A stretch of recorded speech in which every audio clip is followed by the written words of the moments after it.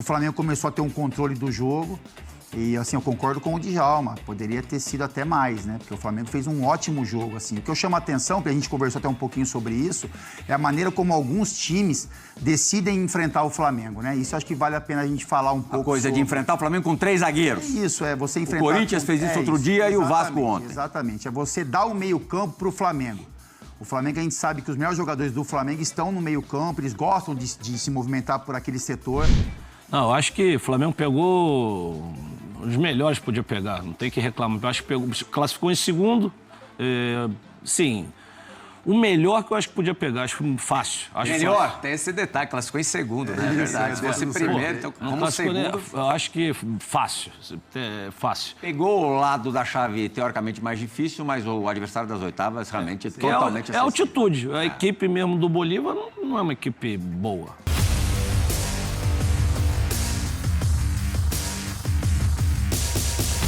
Salve, nação! Saudações rubro-negras! Muito obrigado a todos vocês inscritos aqui do canal, cara. Vamos bater a meta de 950 mil inscritos. Muito obrigado de coração, tamo juntos, galera. Separei aqui pra vocês um corte do programa Resenha da Rodada. Repercutindo a goleada do Mengão 6-1 em cima do Vasco e também o sorteio da Libertadores, Flamengo e Bolívar. O vídeo tá bacana, então já chega deixando o like, se inscreva aqui no canal se você é novo aqui, seja bem-vindo e ative o sininho. As imagens são da ESPN Brasil, link na descrição como créditos. Primeiramente, eles falaram da goleada. Simbora, vamos lá. Vasco, Flamengo. Vamos largar então, vamos começar. Falar em primeira vez. Alguém aqui teve a experiência única, imagino eu, de levar de 6 na carreira? Teve, Fábio Luciano? Perdeu de 6 alguma vez? Você pergunta pra mim, a primeira assim. Eu tenho uma história com esse placar, Plirra. 6-2, Mas como o assunto não é esse, vamos falar de Flamengo Tava e com Vasco. que camisa? Tava com a do Fenerbahçe. Tomou de 6? Fenerbahçe e Manchester United, sim. Mas daí... 6-2 no Old Trafford, depois no... Lá você não viu a cor da bola? Em Istambul, a gente vence por 3-0, porque a gente nunca sai perdendo na história. E é isso aí, Plirra. Mas assim, o de ontem foi um resultado de impacto, né? João Gonzalez aqui te pergunta se você, em 2002, estava no Atlético 6... Ao contrário? Não, Corinthians 6, mas eu perguntei perder de 6, João. Perder de 6, João. Vencer tem algumas. Aí, Fabião, estão buscando derrota de 6 pra você. Então, perdeu de 6 alguma vez, Fabinho? Não, 5. 5-2. Mas tá bom. 5-2 é a mesma coisa, 3-0. Tomado 5-1 nesse meio caminho aí. Guija? Eu não me lembro. Não me lembro. Eu lembro de uma derrota, mas como eu tava no banco, não conta. De 6? Não, foi pior, pô. Foi de 8. Você não entrou nem um minutinho? Mandaram eu aquecer, mas eu não fui, não. Que jogo que é? Contra o Mônaco. Mônaco Lacuru e Mônaco? Acho que foi 8-2, 8-3, sei lá. Fabula te pergunta ou não? Deixa quieto, né? Foi 7. 7. Não foi 6. Foi pra quem? Vasco. Alencar, lembra? Quem com ferro fere. Moleque. É verdade. Com ferro será ferido. Exatamente. Teve Hoje o Eugênio Leal, nosso comentarista, falava, acho que no F360, logo abrindo amanhã, que esse tipo de derrota, vamos primeiro ver um pouquinho o jogo pela ótica de quem sofreu 6 gols. É o tipo de goleada que fica marcada para todo mundo que esteve envolvido. Jogadores, comissão técnica, coitado. Treinador estreante, o Álvaro Pacheco. Coitado. Mas quem estava no estádio torcendo pro Vasco da Gama. E era uma torcida super numerosa ontem no Maracanã. Vocês acham que tem esse poder mesmo de marcar para sempre, João? Sem dúvida alguma, né, Plirra? Um clássico... tanto é que na história do clássico entre Flamengo e Vasco no Brasileiro foi a maior goleada. Vitória do Flamengo na história desse clássico. Então, sem dúvida alguma, vai ficar marcado, mas assim, é difícil assim num clássico, assim, principalmente no momento atual, né, que a gente sabe que tem diferença entre Flamengo e Vasco, né? O Flamengo tem um time melhor, isso é claro. E aí quando ela é desse tamanho?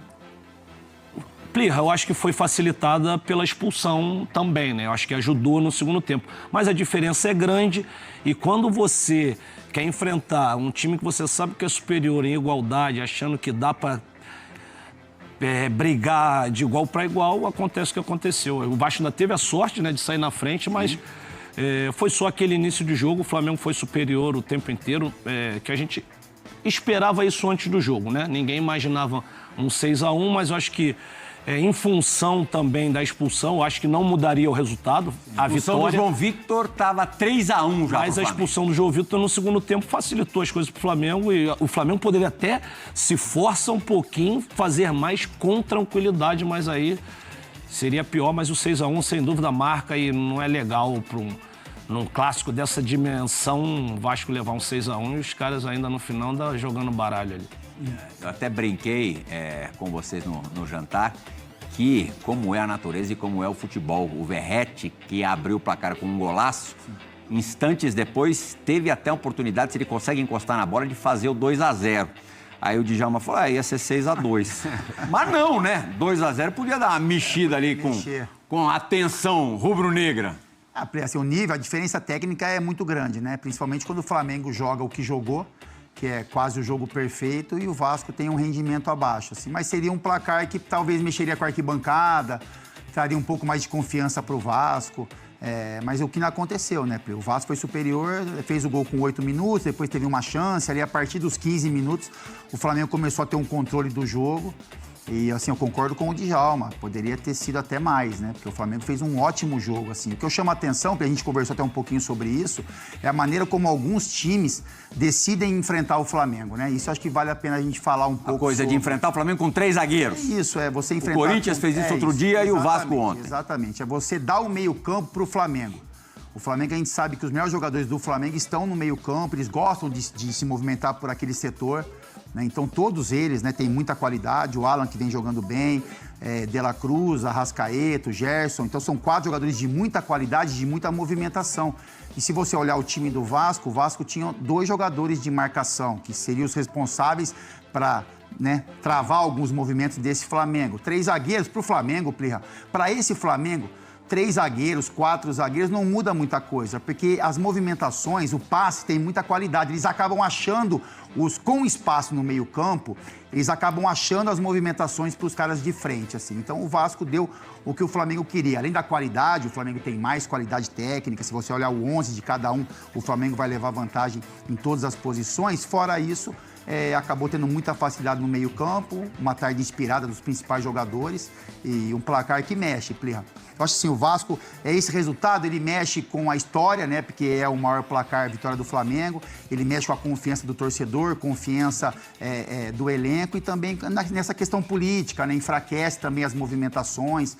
Então, vai ser algo difícil do Vasco esquecer num período curto. Nesse caso, a parada de 10 dias é melhor ou pior? Vai demorar para acontecer outro jogo. Vão ficar falando mais desse jogo do que normalmente falariam? Pois acho que é pior, viu, Plirra? Você tendo a oportunidade de dar uma volta por cima... 3, 4 dias depois. 3, 4 dias depois é melhor para os jogadores, né? Agora vai ficar aí um tempão remoendo essa derrota, que foi uma derrota... Que delícia. Eu sei que o Flamengo é superior, o Flamengo tem mais qualidade, mas eu não entendo a passividade que estavam os jogadores do Vasco. Os caras pintavam e bordavam, deixaram espaço para Arrascaeta. Arrascaeta estava vindo mal. Ontem parecia que renasceu. Mas é passividade ou é a característica do jogador? Eu não sei te dizer, não sei se é falha tática, né? Como o Fábio falou, deixar espaço no meio. Na entrevista coletiva, assumiu toda a bronca, assumiu todos os erros, desde a escalação até a eventual demora na mexida após a expulsão do João Victor. Principalmente desculpa, Djalma, principalmente na questão do Payet, né? Que a gente sabe que tecnicamente ele é muito diferente. Mas a partir do momento que você está perdendo de 3-1 com um jogador a menos, você tem que abrir mão de um jogador desse de meio campo e botar mais marcação.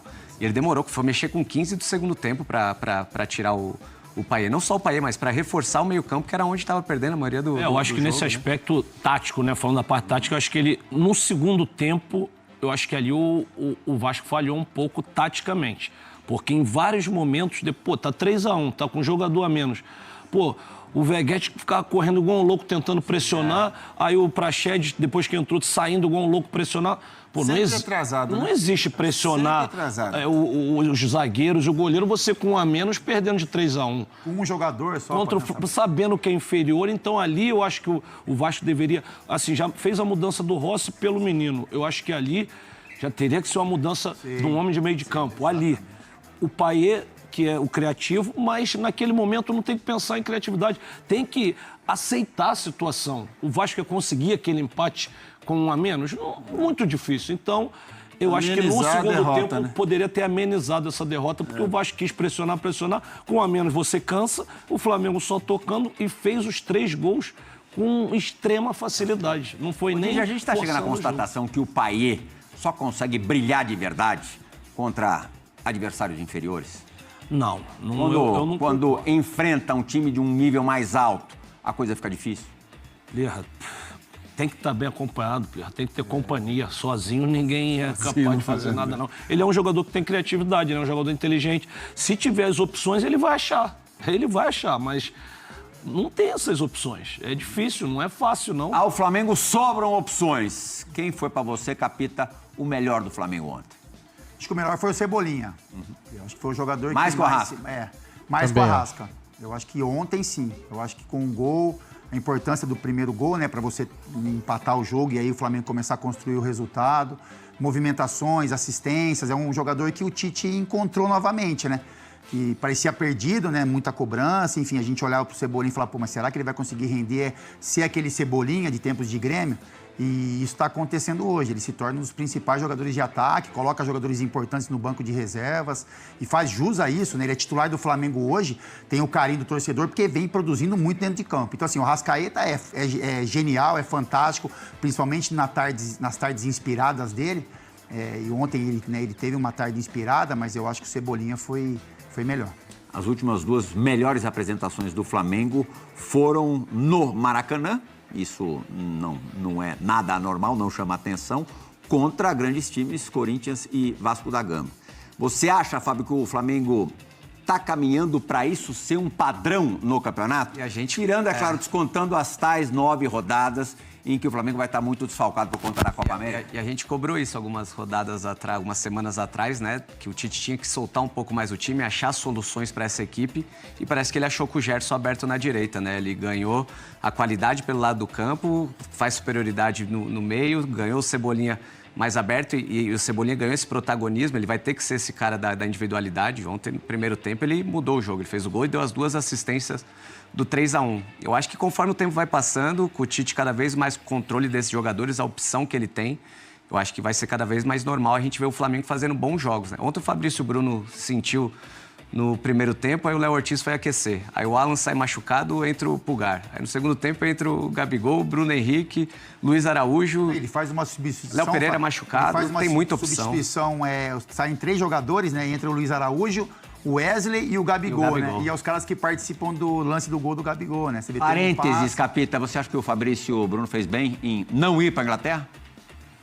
Ali na bola dividida, salários parecidos, ficar no Brasil? É difícil, eu acho que o que pesou foi isso, né? Parece que era um salário compatível que o Flamengo paga a ele, e aí ele entendeu a importância dentro do clube, né? Um cara que já está estabelecido, mesmo tendo uma concorrência de posição, uma disputa de posição com o Léo Ortiz, por exemplo, mas é um cara que tem o respeito da torcida do Flamengo, é um cara que vem jogando bem. Não é fácil a decisão, não é qualquer jogador que decide ficar. Mas eu dou muito valor, assim, porque o Flamengo hoje é um time que propicia essa dúvida, né? Há um tempo atrás, isso era impensável. Sim. O Flamengo hoje é mais indicado estar na Premier League, jogando na Premier League, mas sem grandes aspirações, ou brigando por tudo na América do Sul pelo Flamengo. O Flamengo hoje é um time que ele cria essa dúvida, assim, se não for para um gigante da Europa, por exemplo, ou se não for uma situação que você vai ganhar muito dinheiro, mundo árabe, o jogador pensa, porque no Flamengo, se for para meio de tabela, por exemplo, da Premier League, o Flamengo oferece muito mais estrutura, condição salarial, que eles ganham muito bem, o time é muito forte, disputa todas as competições, é o que se espera do Flamengo em 2024. Discorda, Fabula? Eu discordo. É difícil a decisão. É difícil a decisão. Sim, exatamente. Mas em termos desportivos, eu arriscaria jogar numa Premier League, numa competição que pô, dispensa comentários. E é incomparável em relação a qualquer Incomparável. competição aqui no país. Grande oportunidade de ir para outro time também, de aparecer no cenário europeu, grande clube Flamengo, mas eu acho que é um salto na carreira e disputar uma Premier League. Para mim, né, eu tomaria essa decisão. É que você olha, Luiz, você vê, o Scarpa, por exemplo, né, ele tomou essa decisão, né? Então, assim, ele aceitou o convite, você vê que rapidamente volta. Eu acho que ele pensou isso também. Pô, ficar brigando aqui no meio de tabela, enfim, é um jogo diferente do que está acostumado, mas é uma decisão muito difícil. Aquele volante Danilo, que era do Palmeiras, que foi para a Premier League, ninguém ouve falar do cara, o cara desapareceu. Era convocado até para a seleção brasileira e agora sumiu no mapa, né? Acho que o salto na carreira ele tem que estar atrelado ao financeiro também, né? Assim, eu acho que isso foi de repente que pesou mais, né? O cara com 28 anos ele sair para a Inglaterra e de repente ganhar quase igual, né? Que foi o que pareceu. Aí eu também, É um assim, certo pelo duvidoso pra você? não, cara, porque assim, pô, você vai ganhar igual. Então que vantagem você está tendo? Só a esportiva? Entendeu? Aí você vai pensar pelo lado familiar, onde está melhor adaptado, onde tua família está melhor, porque aí já não é só o dinheiro. Quando é o dinheiro, vai o bonde todo. A família, vambora, que não tem o que pensar. É muito bom pra gente, vambora. Mas quando o dinheiro é igual, peraí, como é que vai ser? Tá bom pra gente Ô, Dija, aqui, que lá? peso que pode ter tido o... E o que é melhor? Você ficar lá em 10º lugar na Premier League ou ser campeão aqui no Brasil com o Flamengo? Logicamente, ser campeão, né, cara? O gol do Gabriel Barbosa ontem, bastante tempo que ele não marcava. Fez o último, né? O 6º gol da goleada. Um gol ali, para ele, muito fácil de se fazer. Mas pode ter algum reflexo positivo? Tem um peso assim. Aí tem que fazer mais. Tem que fazer do gol, Plirra. O gol é que vai acalmar a situação, porque ele é um jogador que a torcida espera isso dele. A torcida realmente está magoada. Lógico, saiu o gol, a torcida comemorou. Mas logo em seguida ele pega uma bola, a torcida dá uma vaiada. Então, assim, eu acho que aos poucos, e principalmente fazendo o gol, Gabigol. Fazendo o gol, a torcida vai acalmar e vai voltar a ser o ídolo que era. Você ainda consegue imaginar o futuro do Gabriel no Flamengo? Plirra, o futebol ele muda rápido. Quando que é o jogo contra o Bolívar? Daqui a 60 dias. 60 é muito, então. Mas se fosse semana que vem, ele marca 3, já muda tudo a história, e futebol é assim. É dentro de campo que o atleta pode dar resposta. É só ali que ele pode dar. Agora, fora de campo, não adianta falar. Fazendo gol, ele reverte a situação dele. Mas que ainda não está 100% com o torcedor, não. Acho que está bem longe disso, né? Tá. Um pouco. Fabinho, apesar dos 3.600 metros de altitude, o Bolívar, que enfrentou o Flamengo e foi goleado no Maracanã, venceu, é verdade, em La Paz por 2-1, mas no retorno da fase de grupos da Copa Libertadores foi goleado pelo Flamengo por 4-0, jogo recente. É um mamãozinho com açúcar, tratando-se de oitavas de final de Libertadores? Difícil falar em mamão com açúcar, né, Plihal? Mas eu vejo uma vantagem significativa, sim. A gente lembra que o Flamengo foi jogar com time reserva lá na Bolívia, né? E fez páreo duro. O Djalma acompanhou o jogo, viu que perdeu por detalhes. A decisão da vaga, só lembrando, vai ser em La Paz, né? Vai ser em La Paz. E o jogo no Maracanã, ele tem tudo para fazer um grande jogo. Mas foi o que a gente falou, daqui 60 dias só, né? A gente não sabe até lá como vai estar a equipe do Flamengo. 70 dias. Em que nível vai estar jogando, mas acredito que se pudesse escolher, a comissão técnica do Flamengo, certamente, Bolívar estava numa dessas Seria escolhas uma das opções. Para as oitavas de final. Concorda, Capita? Concordo, Plirra. Mas a importância de se fazer um grande jogo no Maracanã.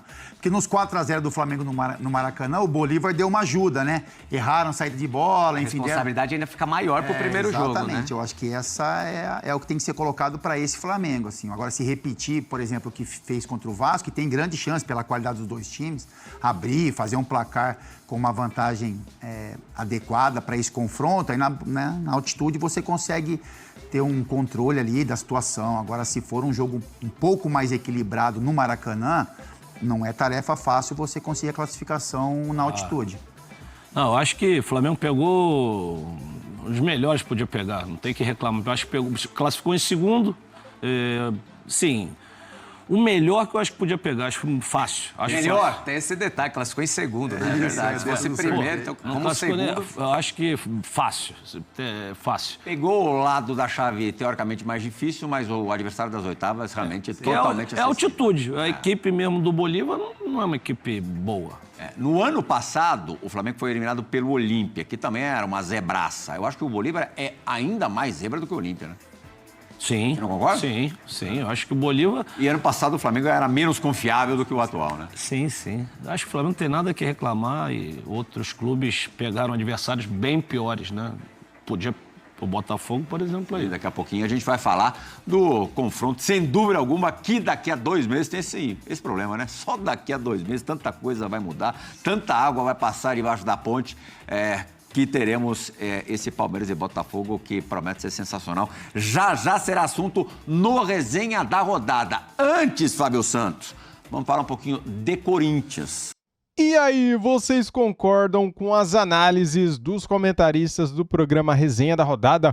Comentem aqui, quero saber a sua opinião. Para o Djalminho, o Flamengo pegou um time fácil do pote 1, o Bolívar. O que você acha sobre isso? Sendo que lá tínhamos vários times mais perigosos, como Palmeiras, Atlético Mineiro, River Plate, Fluminense, São Paulo. Você acha que foi uma boa o Flamengo ter pego o Bolívar? Eu já falei aqui no sorteio, né, da Libertadores que eu queria ter pego o Júnior Barranquilla, só que deu Bolívar. Se você for analisar, o principal problema de enfrentar o Bolívar é fora de casa, né? A 3.650 metros lá em La Paz. Este é o principal problema, porque envolve a saúde, galera. Não é fácil correr na altitude, né? Ainda mais correr 90 minutos. Então, pensando nisso, o Flamengo tem que fazer o resultado no Maracanã no primeiro jogo. 2-0 é um placar magro, eu acho. Tem que fazer de 3 para cima para garantir a vaga, cara. Porque se vai jogar lá na Bolívia e toma um gol no começo do jogo, cara do céu, como que vai ficar a cabeça dos jogadores, né? É muito perigoso um placar magrinho no Maracanã. Então, tem que vencer de 3 para cima. Galera, eu vou passar aqui para vocês as últimas informações que tivemos aqui do nosso Mengão. Veja bem, o governo homologa Fla-Flu como vencedores de licitação do Maracanã. A dupla vai gerir e explorar o estádio e o Maracanãzinho por 20 anos. Então, o Maraca é nosso por 20 anos, fora que o Flamengo terá o seu próprio estádio, né? Vamos construir o nosso estádio, só que demora 5 anos uma construção de um estádio do tamanho que o Flamengo quer construir, né? E o Flamengo marca primeiro projeto de camp em Orlando, nos Estados Unidos. Clube mira expansão de mercado com foco total no Super Mundial em 2025. Bacana, né, galera?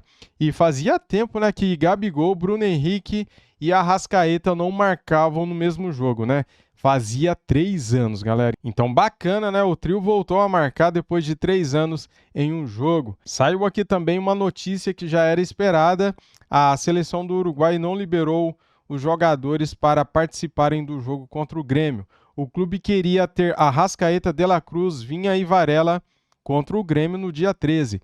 Só que a seleção do Uruguai não liberou. Então, o Flamengo terá até 9 jogos sem eles.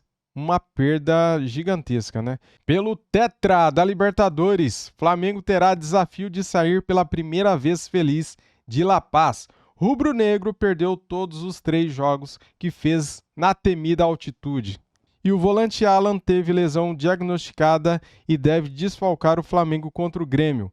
Com Pulgar na seleção chilena, Tite terá que buscar outra solução. Pode ser o Igor Jesus, né?